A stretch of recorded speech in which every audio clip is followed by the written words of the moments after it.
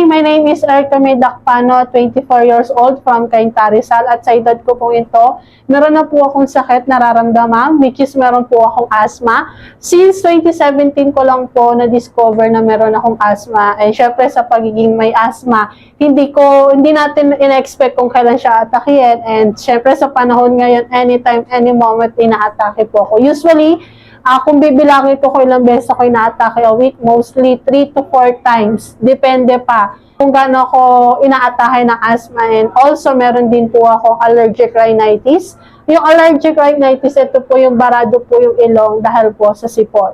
And also, hindi po ako regular mag-poops. And based sa research, sabi ng mga doktor, dapat kapag mag-poops ka is dapat everyday, which is ako hindi po. Kaya that's why gusto ko po i-take yung ating Vitabella Pure Organic Barley Grass Juice para ma-lessen yung mga nararamdaman ko na ayoko lang umasa sa mga gamot.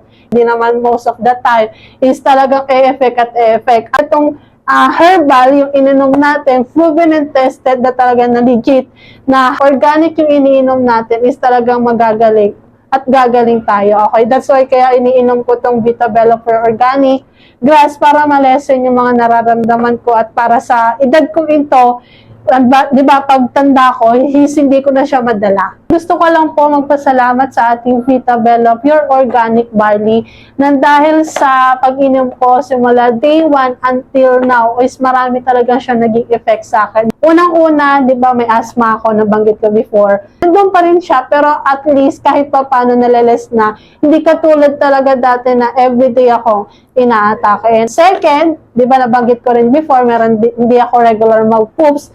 Nang dahil sa pure organic, nagiging regular na ako mag-poops. Every time na tinitake ko siya, nadadigest na talaga yung aking tiyan. Kaya ngayon normal na.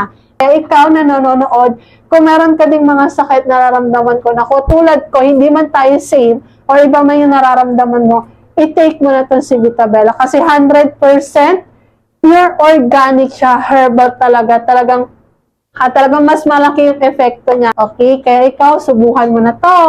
See ya!